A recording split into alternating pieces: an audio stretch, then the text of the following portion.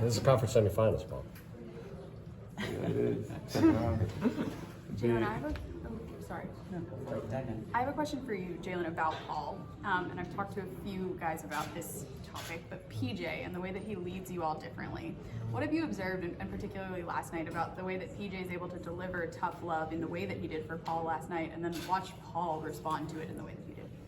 That's just PJ being a vet, he knows what it takes, and sometimes you just gotta get it out of guys, you feel me? So I feel like what he did, he was just coaching up Paul, and then Paul responded, by his actions on the court, getting rebounds, putbacks, just playing hard what he does, so I feel like PJ just wanted to get that spark out of him, and he did.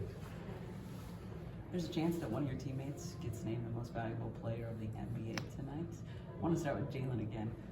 You saw him as an opponent, so what was it like trying to slow him down first of all, and then now being his teammate? I really haven't seen him get slowed down, to be honest. Like, it's all up to him. Like, he's missing a few shots or whatever. Like, Ben has like 20 or something. Like, it's because he missed a few shots. Like, I don't see no one stopping him. Like, takes 3 guys, got 5 good dudes to box him out. Like, unstoppable, honestly. So I hope he wins it.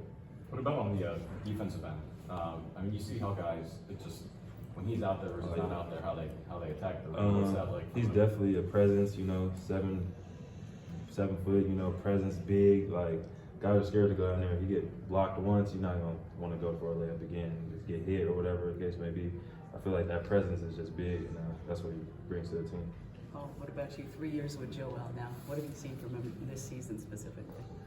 This season, I've seen him be most dominant big in the league. And I also see him put his life on the line, trying to block some of these dudes going at the rim.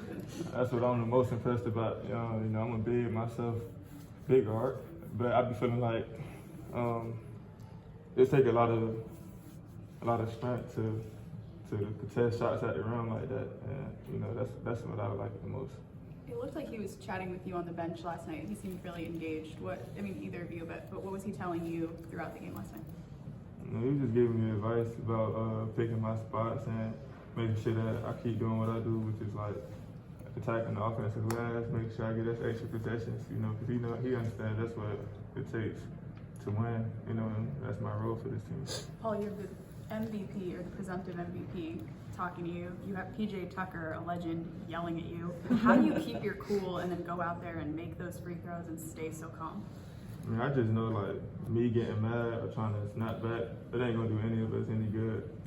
The best thing I could do is, accept what he's saying and, keep my cool and go out there and, keep playing. I don't think getting mad is gonna help anything, or trying to argue back and forth, that's not gonna help us win. So, I can take criticism and, hopefully I can set the example for other dudes to take criticism too.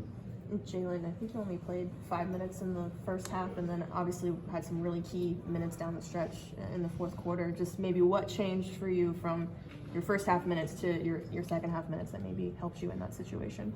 I'll just say just being ready when I'm called, First half, got 5 minutes. It is what it is, try to do whatever those 5 minutes, but I feel like the second stint when I came in, just trying to make a stand, play hard defense, run the floor, just play my overall game. That's pretty much it. Paul, Boston shot 17 for 20 to start the game last night. Just what changed for you guys, and what do you have to kind of adjust and move forward in game 2, make sure they don't get off to that hot start again? I don't know if Boston's gonna see this or not, so I don't want to say too much.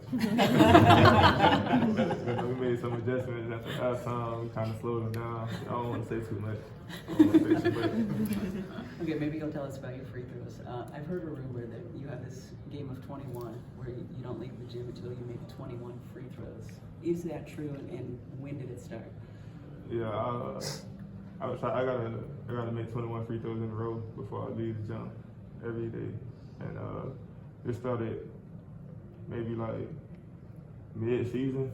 I was working out with one of my trainers, and I had Sloan Man, and he had told me this is what he used to do, help him shoot free throws better during the game. And so ever since then, I've been doing that. And then Will Bynum, he played in the league, so I've been doing that ever since then, and it's been helping me a lot. free throw percentage went up. I know. What's it like out there? I mean, it's Boston Garden, being one of the Eastern Conference semis, you're usually not even on the court to start the game. I mean, does it take a while to kind of find your legs and find your breath in a situation like that, or are you not a kind of guy that really gets phased? No, I don't get phased.